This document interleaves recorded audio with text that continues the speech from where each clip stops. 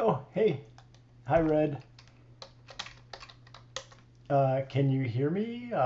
Can you see me? Is everything okay?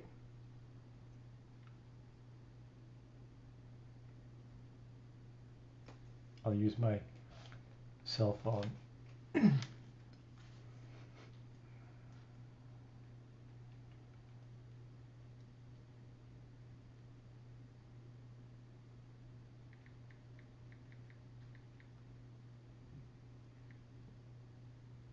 Oh, you can't sleep. Can you hear me and see me in live stream? Question mark.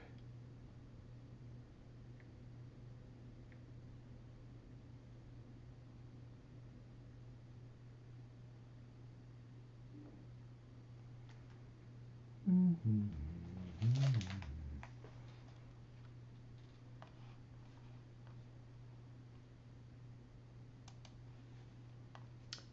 Let's see.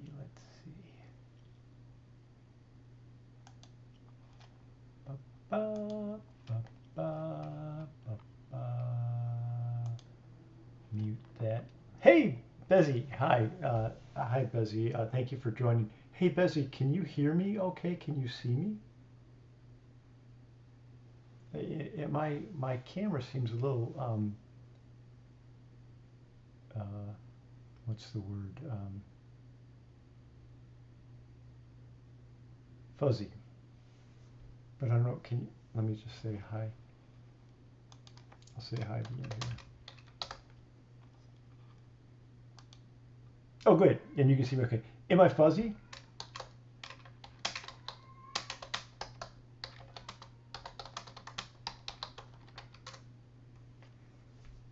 Hey, Nick. Hey, I forgot that you're an RF engineer. You're an electrical engineer, I guess, and you work with RF designs. Is that right? There's a bit of a lag. Hey, Red, I know you got to go to bed because you got to go to the airport, so no problem. Thanks for popping in. D. Tom Raygun, whose name is actually not Tom. Very good of you to drop in for a moment, D. Tom. Thank you very much. Yeah, I look a bit. No, I don't. Okay, you're messing with me, Nick Nick. Because for me, when I'm looking at my screen, I look awfully fuzzy. But don't worry, we're not going to look at that. What I was going to do, I know I started a minute or two early. Busy is correct. I was going to give folks a minute or two to stroll in, and I was going to talk about riding steady and splitting lanes, and then I was going to touch upon the Iran war towards the end. I'm not going to go crazy, but I just feel like I gotta say something.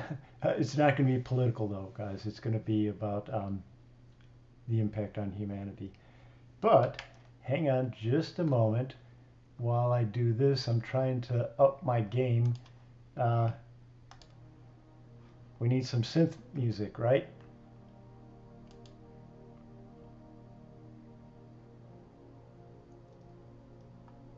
Yeah, no problem, Red. You can you can always catch the stream tomorrow if you like. I'm going to post it on YouTube so you'll be able to access it.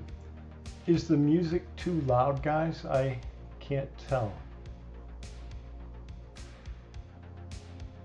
Thank you, Nick Nack, for the topics. Plus, there's there's something very interesting that you might get a kick out of. I was going to touch upon this video. I'm going to try to play it. I watched this video yesterday, The Psychology of People Who Ride Fast on Motorcycles. I was thinking, holy crap, if that doesn't apply to a lot of us here, especially to like Crash Test Goat. And I apologize for all. Normally, I don't look at this weird stuff. I don't know why it put all this stuff in my feed, guys. You'd think that all I do is look for sex-related videos. That is not true. I don't know why it's showing all this crap. I look at economic videos, world event videos, Peter Zian, Professor G, this guy, the Enforcer, I watch them. I almost never look at these things. I don't know why it has. There might be a little bit of a reason. I watched a couple of psychology videos, Professor Grande, and 2 of them in a row had to do with women who were like sex fiends, and they ended up killing their husbands.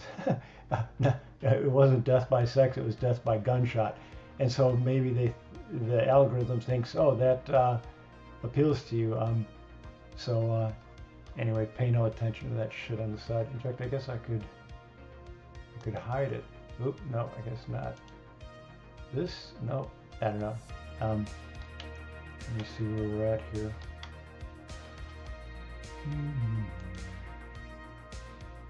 Oh, now there's only 2 red left. Oh, okay, good. If the music's too loud, it is just a little bit loud for me. I'm gonna turn it down just a touch.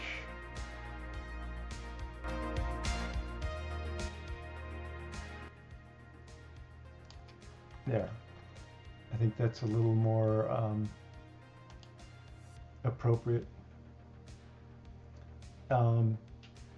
So, yeah, okay, yeah, thank you, Nick. Yeah, it's embarrassing. I'm telling the truth. I don't look at that stuff. I don't know why it puts the feed in. It's YouTube being stupid and presumptuous, I guess. Oh, it says there's 0 concurrent. Oh no, now it says there's 4. Okay. Yeah. So guys, I was going to just walk through the topics. Before I go to that, I wanted to show a video of me riding. Oh, Red sent me a text. So I'm going to show this video of me splitting.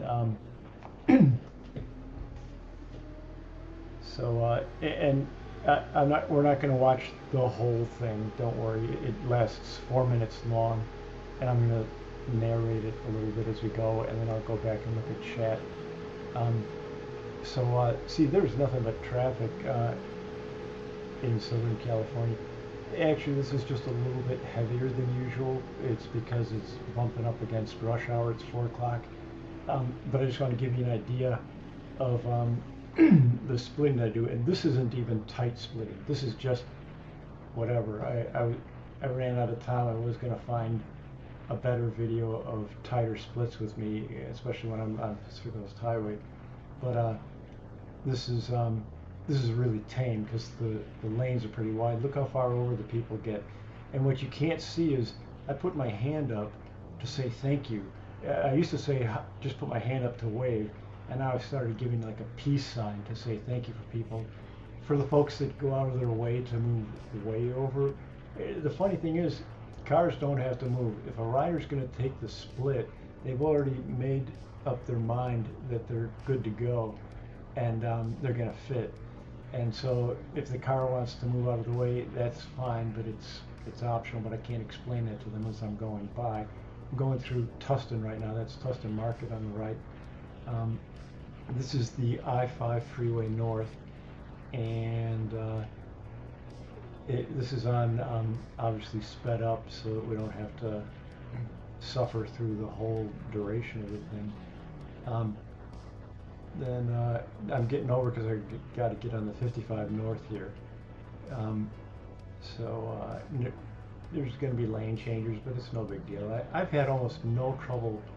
I only had one somewhat close call with a lane changer in my whole life. It was about 3 weeks ago, and it was no big deal. I handled it just fine. But I want to show you guys something. Lane splitting is not for everyone, and I was going to go into just a little bit of a detailed explanation for what it takes to lane split like a maniac, and I think I kind of lane split as good as anybody. I bet you I'm like on a par with Crash Test Goat, except for the speeds. I split it up to 105 miles an hour, but obviously he's got me beat with the high speed stuff. He splits it like 120 or 140 or God knows what.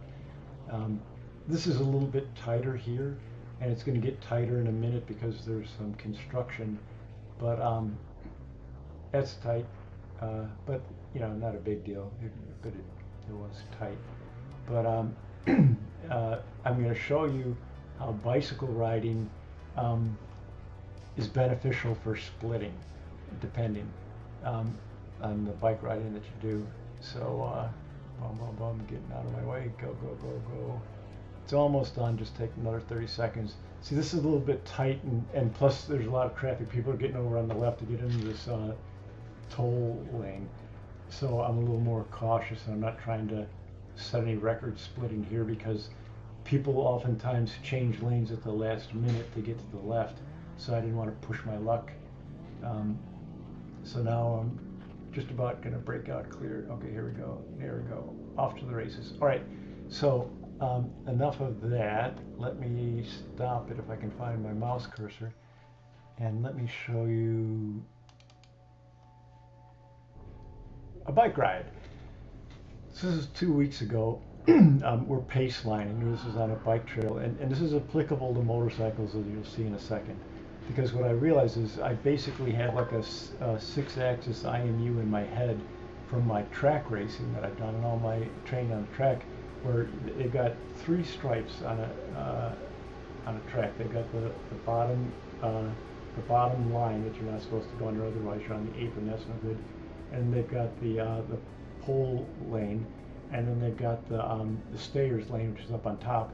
And so, when you race on the track on a bicycle, it's basically comparable to MotoGP racing. You're elbow to elbow, you're in a tight group, you're packed like sardines. On this trail, if we were track racing on the track, anyway, I want to point out, watch how this guy, he's a good rider, this guy in front of me, watch how he veers left and right, and sometimes he crosses the yellow line, but I never do. It's like I'm on a rail. See, he crossed the yellow line there. And he crossed the yellow line. Oh, we moved out of the way because there's a rider. He crossed the yellow line there. Now I'm going to take a pull, but I'm going to be a wimp. I'm not going to do much pulling for the moment. Okay, let them go. Jump on. So watch how these guys, see, they're kind of erratic, I guess. But they're not that erratic, but compared to me, they're hella erratic. There, see, look at how many times he flares out. And what's weird is it has to become second nature. You can't say to yourself, oh, I'm going to ride straight, and then you're all self-conscious about it, and then you invariably drift or whatever. It has to be automatic and subconscious to where you just ride straight. And so I thought that was kind of interesting because it lets you lane split, tight splits if you want to. So let me just see where we're at here. Oh, yay for videos, easy. So hey, Chef, good to see you. And Chef, thank you very much for subscribing. That's nice of you. So here's one thing. The chat's a little bit behind for me, so apologies because of the lag. Yeah, Bezzy, the traffic does kind of suck. It's a little bit of a buzzkill. But for me, it's sort of, it's a game. In my head, I'm thinking, thank God I'm not in one of those cars going 5 miles an hour or stop dead. So I wanted to show you this one little thing about this thing, the psychology of people who ride fast. So now I'm not going to play this whole 5-minute thing, and I'm going to mute it. But if you read, when the light turns green, everyone else just drives. But there's one rider who takes off, whatever, off to the races. The engine note, boom, he takes off like a shot. And so that's us because we ride bikes. And so they're talking about what goes on in the mind of somebody who rides a motorcycle fast. They think it's about recklessness, but no, it's a hunger.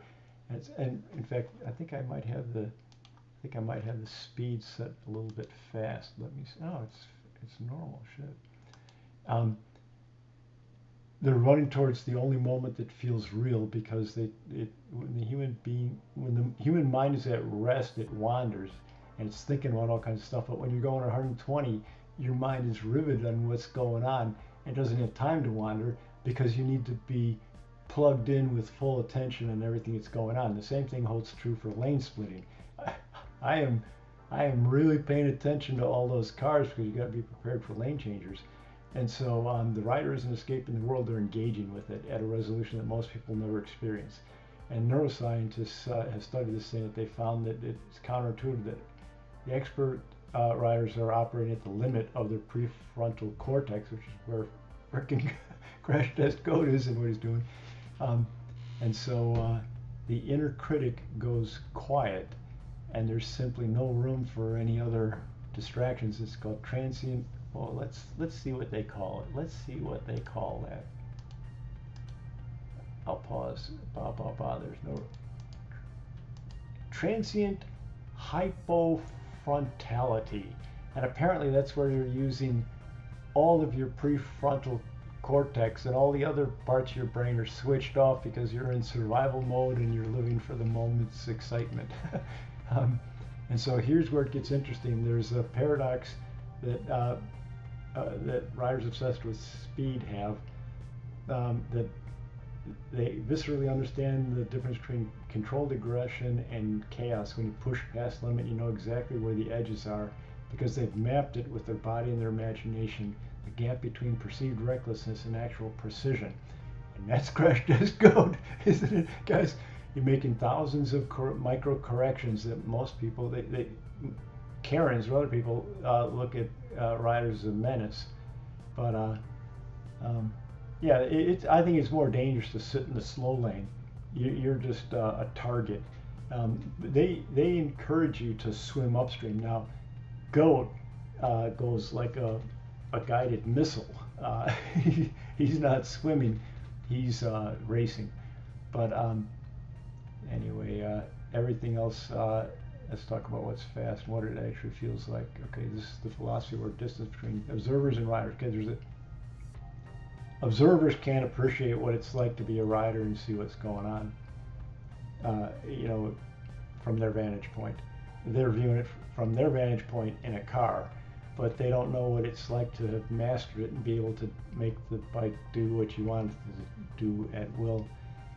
And so, anyway, this is what athletes talk about, being in the zone and going with the flow. Unpredictable riders are almost a gift for the fast rider because it's something to contend with and overcome, which is kind of true. That's how I feel about splitting when people change lanes on me. And so choosing speed is a different relationship with fear. It's an unspoken thing where they find they're exploring where their limits are, and once they've seen where their limits are, they can push and push that limit. Anyway, you might want to watch this video. I would have played the whole thing and listened to what they have to say, but I think I would get a copyright strike. I'm not sure. And but I thought that it was very, very timely and appropriate. You either carry the corner or you don't. There's no shortcut, no status substitute. If you crash, you're going to crash, so you're not going to, you can't make any mistakes, or you better be able to recover from. Okay, the part, every fast rider knows the arithmetic. The margin for error shrinks as the speed increases. Mechanical failure, misjudgment of another driver's mistake become non-negotiable at velocity. You know this, you've done the math. Yeah, we all have. If you've pushed, you know what it's about. And by the way, I should say a disclaimer. Crash Test Goat has mentioned this a bunch of times. You got to ride your own ride. It's okay to push, but you got to push within reason and gradually creep up on things. and not overdo it. So, okay, let me stop for a moment and go back to checking in the chat. Oh, I'm in the wrong spot. Bear with me. Oh, you know, Bezzy, it's okay if you don't have to ride straight on the Grom. You can do whatever you want. Oh, thank you, Chef, with the thumbs up. Oh, Pitchfork, good to see you. Oh, we got 8 people here. So here's something that I could do just for a moment. I can play Crash Test Goat's video briefly because it's kind of interesting, and I think I can play this without getting a copyright. So, and I'm going to play it on fast, and I'm going to check the chat because if you guys find it annoying, then I won't do it. But I think it could be fun. Boom, boom. Where the heck are we? Here we go. We're getting ready to get back on the road. We're heading downtown to a nice photo shoot place where we can just hang out. Maybe I get some shots of the bike. Photo over here just a minute ago. He hung out right over there. Just, I don't know what he was doing. We're going 3x, so this will take 5 minutes. And we can talk about Goat while he's not here. Not that we're going to say anything bad about him. You do have to appreciate that low growl of inline 4 superbike. It sounds good. It sounds captivating. So I ride at night just fine, but I gotta say I slow it down just a little bit. I don't push at night. I go fast, but not as fast during the day. And I sure as heck don't go as fast as Crash Test Goat during the day or at night. And so Goat seems to have like night vision because it's like Honey Badger don't care. It's dark out, no big deal.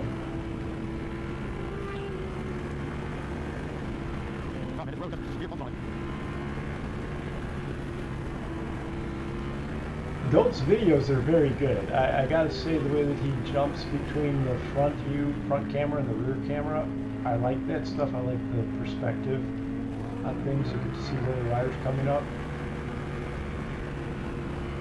Goat rides his motorcycle the way I ride my bicycle.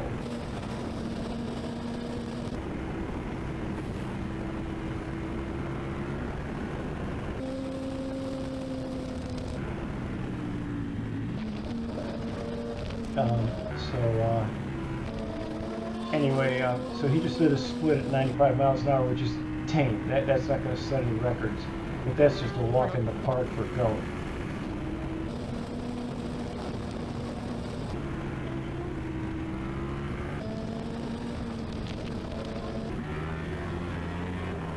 So now he's going 120. I would not be going 120 at night, guys. I'd get up to 100, but see, look, he's going to really light it up. Oh, this guy's going 134. It takes a lot for me to go 134 during daylight hours, and especially with traffic. This traffic's just a little bit thick for going at these speeds. I'm not criticizing them. They're well within their wheelhouse. I'm just saying, for me, I wouldn't feel comfortable doing this. I could do it if I had to, but I don't want to.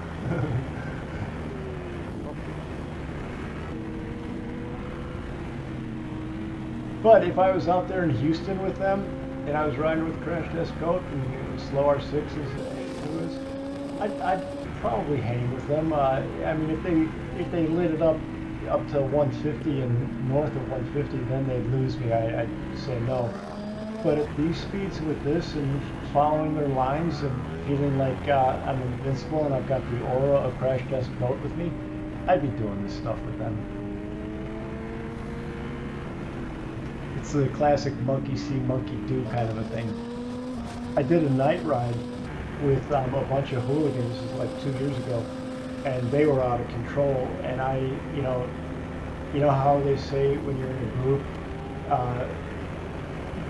people sink to the lowest of the queue of the group, and so that's what I did. They were pushing hard at night, going crazy, and I did too. I just had to like let go of my fears. I had to unplug the concern that I had, and I just went for it on the freeway at night, ripping like this at these speeds. I think in a little bit Goat lights it up to get a little bit quicker than 120, 130. I didn't go north of 120, guys. I went up to 120 when I did it. I'm not pretending to be at Goat's level at all.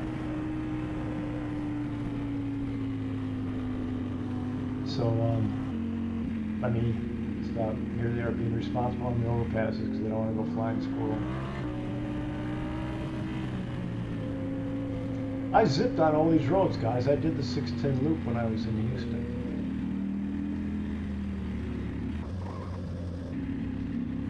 This all looks familiar. These, this street, for all we know, I went down this exact street. That was tight.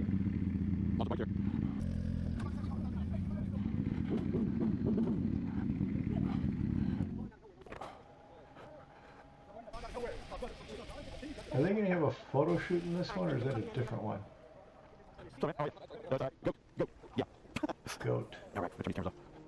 Took some pics. Side shot. Low dive shot. Yeah, photo shot. Okay. Awesome. Walk. Look. Yes, thank you. Let me slow it down for this. Playback speed Goat. slow. Yeah. Goat. Goat. Bond. James All right. I'm Bond. gonna turn these cameras off. We took some pics. Side shot. Low diagonal shot. Goat behind bike. Cool. Cooler. Awesome. The walk You away. gotta admire Crash Test Goat. The dude is pretty darn cool. It's like having a connection with Ghost Rider out of Sweden, except he's our own American maniac on a bike. He's just checking out the landscape on the park and Houston skyline in the background. So Cool. Okay.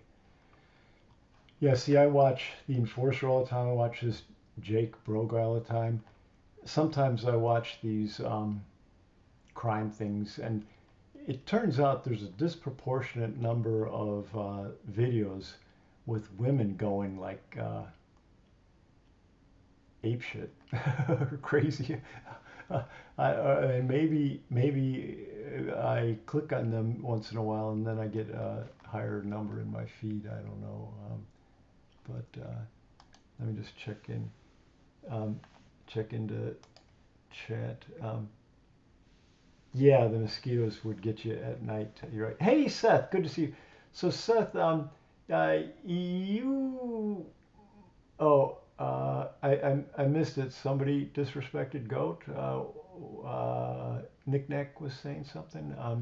So, Seth, I'm glad you made it, because I was going to talk about kind of some heavy stuff about world events and the upcoming event with Iran. And I've been really kind of distressed by the precipice that we might be upon. Fortunately, it looks like there's a reprieve, and there's like a 2-week extension for everyone to take a deep breath, because I'm really quite concerned. Oh, in the video, I got you, Nick. Thank you. Yeah, so I'm going to go off on just a little bit of a rant, guys, and I hope that you'll bear with me. This will be a 5-minute rant, I think, and then we can get back to engines and motorcycles, but I'll look at what you guys have to say in the stream. So there's this perspective of things where, the Holocaust in World War II with Germany and the execution of 6 million Jews, it pretty much, they say it lasts for 12 years. That's not quite true. I mean, yeah, with what it really lasted for was for about 6 years, from these dates primarily, and that they were killing people at the rate of about 3,000 people per day, which is horrific. It's hard to fathom. Plus, these are helpless civilians that were guilty of only being born as a Jew, which is bad.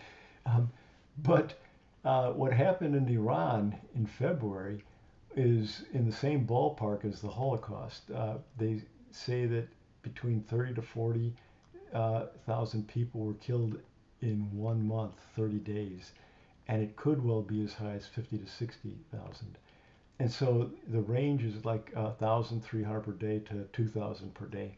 So you're kind of in Holocaust territory, especially since we're not talking about enemy combatants. We're talking about innocent civilians. And so that's some bad shit that Iran did. That's a lot of blood on Iran's hands.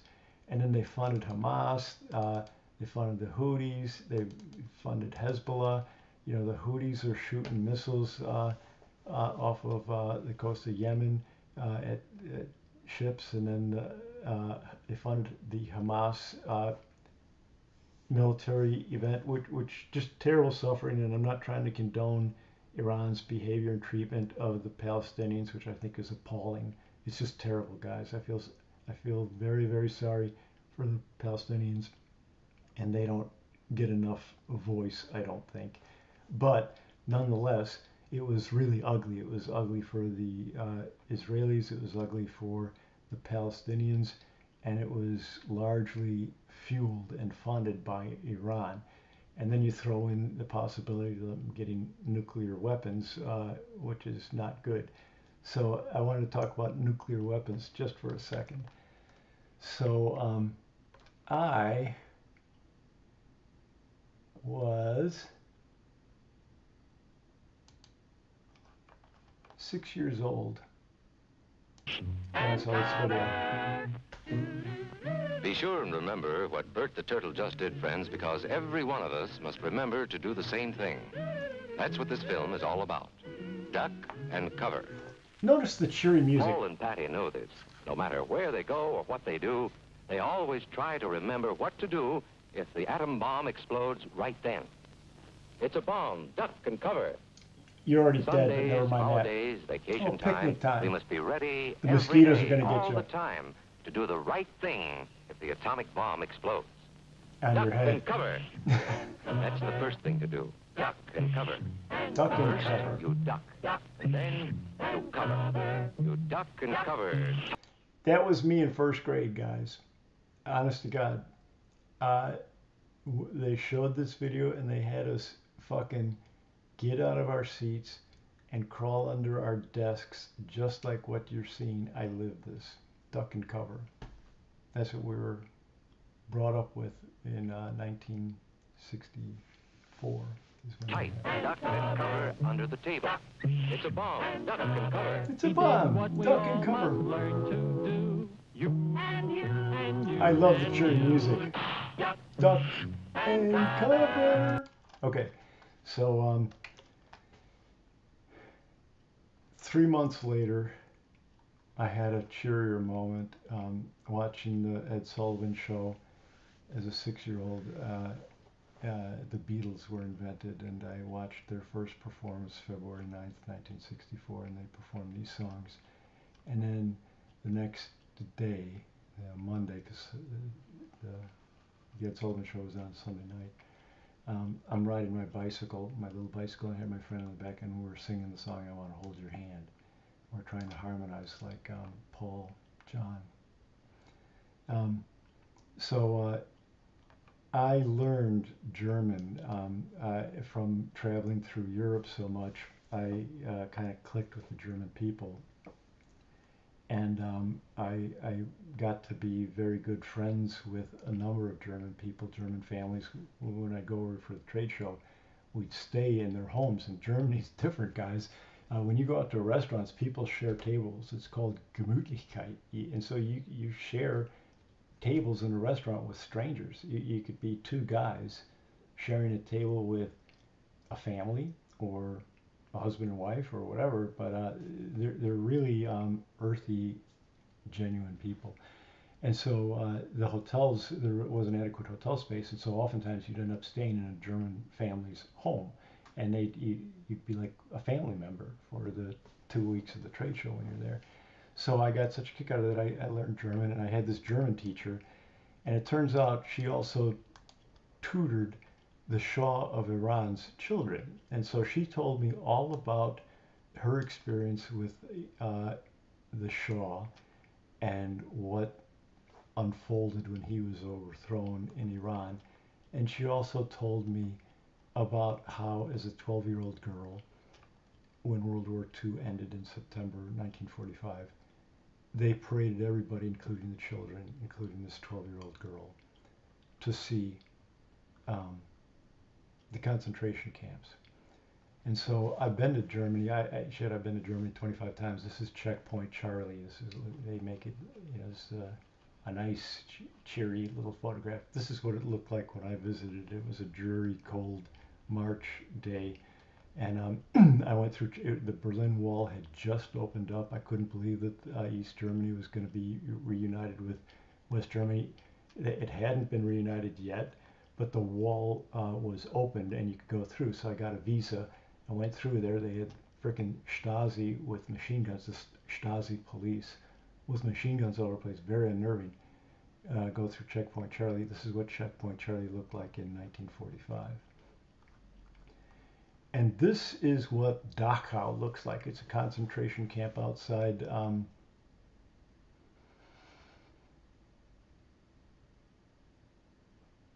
Munich.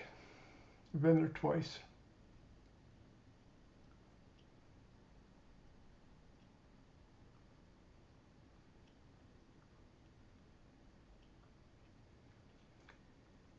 And so that 12-year-old girl, my German teacher, saw piles of bodies, and she told me all about it. And I know that she was telling the truth because she had a crush on me. She married a German soldier. She had 2 kids, got divorced. She was this older woman. I must look like Brad Pitt to her, and she kind of made a pass at me. And I didn't want to have anything to do with it because I like to think of myself as a lady killer, not a granny killer. So I said I wasn't good to go, but I gave her a big kiss at the end of that night because I'd go to her house to practice German, we'd go to dinner, whatever. I never did anything with her except I gave her a nice kiss on the lips. She's dead. She died like 15 years ago or something. I taught college for a year and a half. I taught electronics, and I had tons of Vietnamese students. And so this is a Vietnamese girl who just got napalmed. She's got napalm on her back from an incendiary bomb that the U.S. dropped. She's alive, though. She did okay. When Saigon fell, everyone and his brother wanted to get the hell out.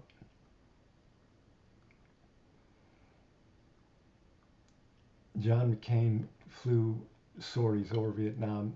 There's John McCain, Senator John McCain from Arizona. His plane got shot down.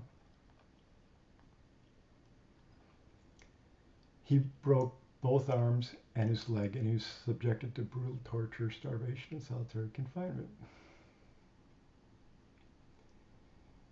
And I know this.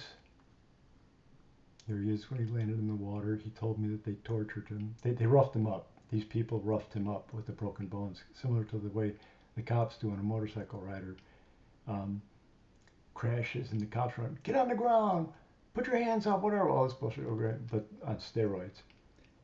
And then here he is at the Hanoi Hilton, which wasn't a hotel. He's recovering. You're looking at a man before he was severely tortured. He was already tortured a lot, but he hadn't seen anything yet. The worst was yet to come here. Here he is after his release, getting a medal from Nixon. I spent 3 hours with him because I went to a fundraiser in Corona del Mar outside of San Diego. I think it was like 2004, maybe. And I spent 3 hours with him. He spent a little over an hour giving a presentation. And after it was done, people congregated, and there were only 6 of us. And I stood right next to him. I could smell his cologne. And I interacted one-on-one with him for more than an hour. And he went into great, great detail about everything that happened to him. He chronicled what they did to him when he landed in the water, what they did to him initially for torture, and then he told me how they had some guy after a month or two, I forget the exact time period, but they brought in an expert in torture, and they twisted his arms out of the sockets, and he never recovered from that. If you ever see pictures of him, that's why he stands with his arms, whatever, because all the tendons and ligaments and everything, even decades later, were all fucked up. Even when he was standing there, he had his, his arms staying out there. He could have gone home. They offered to let him go, but he said, no, I don't want to go because my fellow soldiers are in captivity. This guy is a hero. And so when Donald Trump said disparaging things about John McCain, I thought, you're a fucking pussy. You don't know the first thing about integrity. Trump could have never held a candle to John McCain. But he's our president. We're stuck with him. And we got to make the best of it. So the Shah of Iran was overthrown in 1979. I remember that very clearly. And then I remember the Serbian War, when Yugoslavia broke up, Kosovo. And Europe was sitting on its hands, not doing shit. If they're not sitting on their hands, they're wringing their hands saying, oh, we strongly object to, this stuff. 13,500 people, give or take, were killed or went missing. It was a bit of a genocide. They didn't do anything, but we did. We stepped up to the plate. And my brother-in-law flew an EA-6B Growler, this plane, over Kosovo, and he was shooting HARM missiles, radar-seeking missiles. It's a radar jammer, and it shoots 2 missiles. And they lit him up with a radar-guided missile, and he dodged it. But he put his ass on the line. And the United States put their ass on the line, our soldiers, to help the people in Kosovo, because Europe didn't do a goddamn fucking thing. And we stopped the genocide, and we stopped the war. And so while all that's going on, we're in America, we think about our iPhones, and we think about what the greatest hits are, and we're concerned about that soldier, the 2 soldiers that were shot down in the F-15. They recovered the one right away. The other one heroically evaded capture for 2 days. But I got to tell you guys, it's a fucking drop in the bucket. Russia has lost 1.3 million soldiers. Now, only about 500,000, only 500,000 are actually dead. There's another 800,000 that are severely wounded, maimed, missing, whatever. They're losing over 1,000 soldiers a day, guys. This day, April 2nd, they lost 1,300. I think the record is 1,450. They hit that like a couple days later. I couldn't find that one. But I mean, that's 2 deaths per minute, or 2 injuries per minute. No, I think I don't know. It's a lot. So all this there's so much suffering going on in the world, guys. And so I remember the Arab oil embargo in 1973. Clearly, I just got my driver's license. And I'd been driving for about 6 months, maybe almost a year. And then the oil embargo hit, and you could not get gas. There were lines around the gas stations. This is going on right now because of the energy shortage, because the Strait of Hormuz being blocked. And so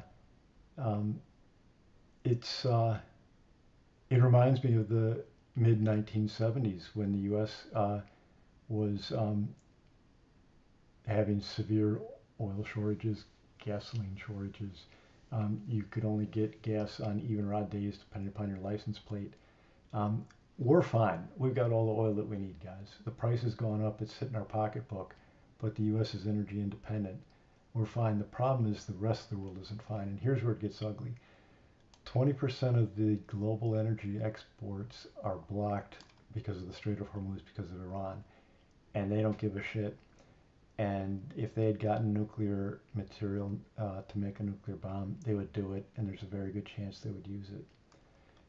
Unfortunately, not only do you use oil for gasoline, but when you drill for oil and when you pump oil, you get a byproduct, natural gas, whether you like it or not. You know, you get so much that they used to flare it off. When you see that flame burning, they burn that shit off.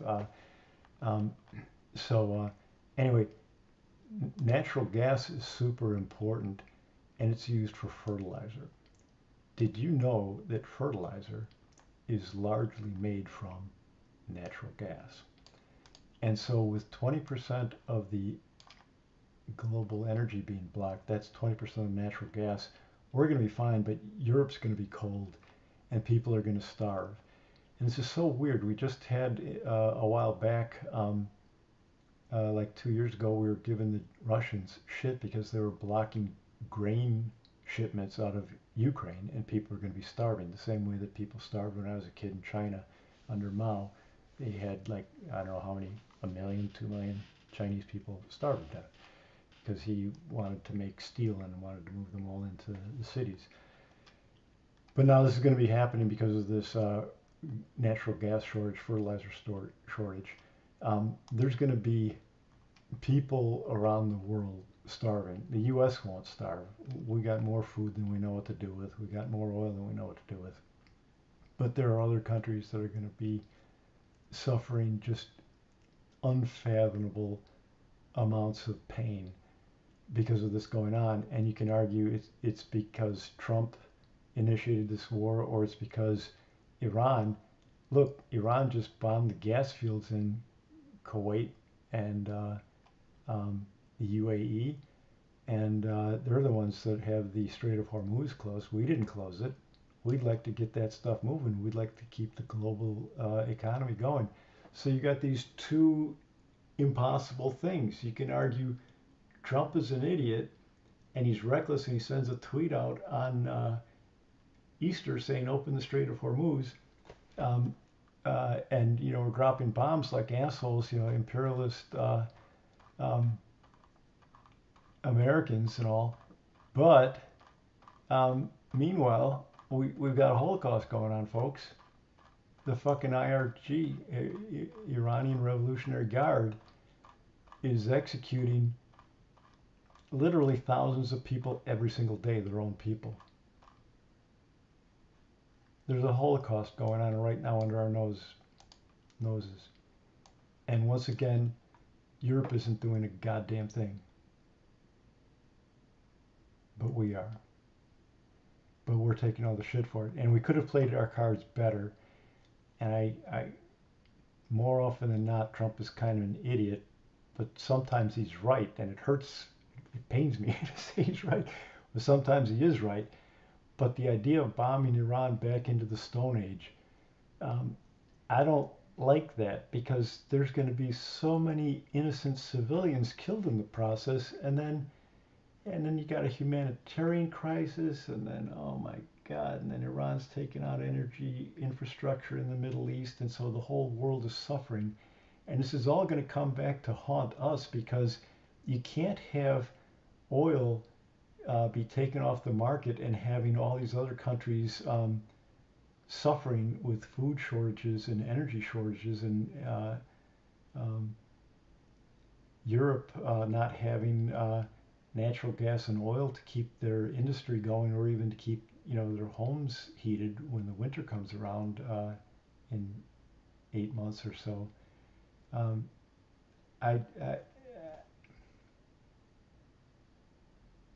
All I can do is pray that this doesn't come to pass. And so fortunately, I found out an hour or two ago that we got a reprieve.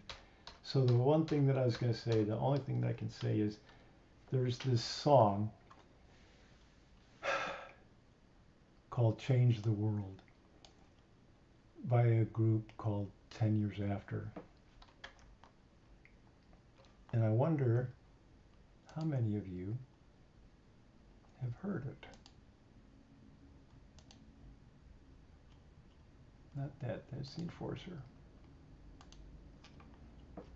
10 years after, I'd love to change the world. So I've got to mute it, but I'm gonna just play for a minute. If you guys, I muted it. So the lyrics are kind of interesting. This is 1971. Check this out.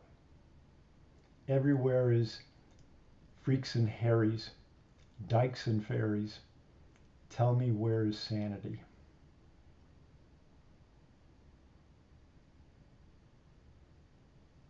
There's a little guitar riff. Tax the rich, feed the poor, till there are no rich no more.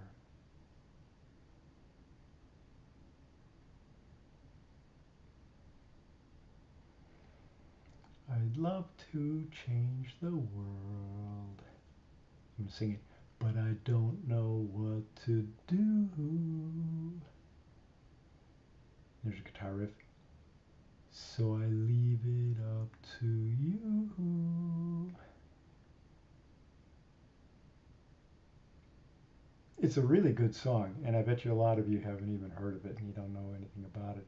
Population keeps on growing, breeding, nations bleeding, still more feeding, economy. And so I'll play the guitar riff just a little bit. I'll take a risk on things, and then it repeats. The verse repeats. I won't. Life is funny. Bees make honey. Skies are sunny. Bees make honey. Who needs money? No, not me. So the guitar riff is really good, and it really sends it. And so this is just gives you a little bit of a flavor, but.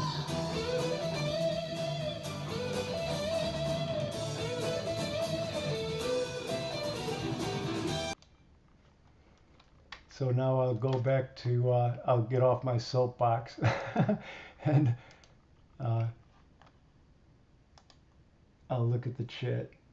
Yeah, I know it has taken a horrible wrong turn, Jason. Yes, and I apologize for that. I know, and so I'm going to stop. Oh, okay, Chef. I didn't know that you're against John McCain. I know that it's controversial. I just had to get that off my chest. I'm not going to go into this stuff. I'm not going to be going crazy. I'm done. So I will go back to motorcycles. I just felt like I had to say something because I felt like we were standing at the edge of the precipice with bombing the hell out of Iran, and the world's just entering a bad place. Hey, speaking of hurricanes, Pitchfork, you said 2 hurricanes hit Florida back to back. I'm curious, what 2 hurricanes? Because I helped my brother-in-law out when Hurricane Ivan hit the Pensacola the Panhandle area of Pensacola. I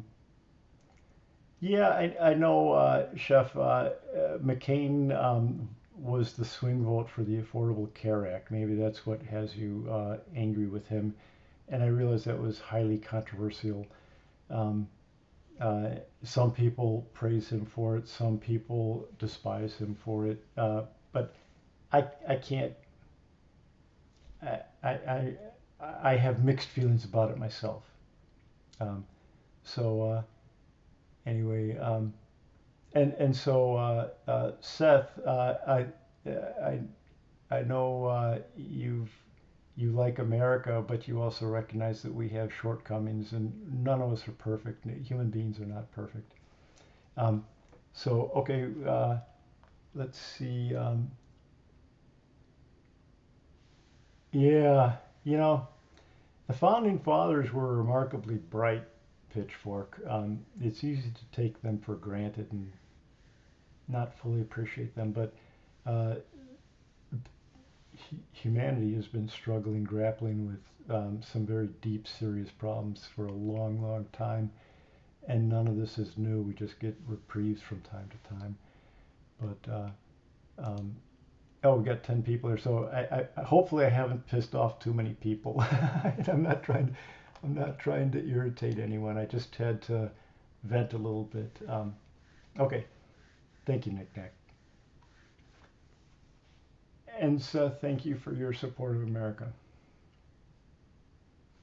So we're getting down to here. Now we're going to get back into gear, and we're going to focus on riding, and we'll rekindle the synth.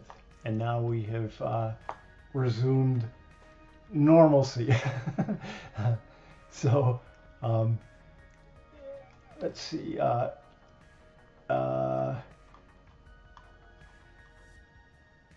So I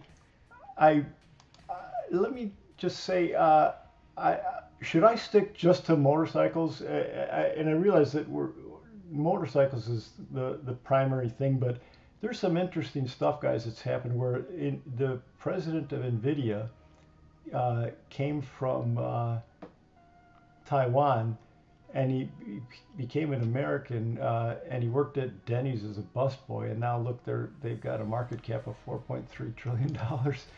Taiwan Semiconductor, that everyone makes a big deal about, being a silicon shield with China and everything. U.S. citizen, founded by a U.S. citizen. They've got a market cap of 1.7 trillion ballpark, but he went to Stanford and whatever, it's just interesting the way things work. There's a lot of good things about America. There's a number of bad things, but there's fortunately more good things than bad things.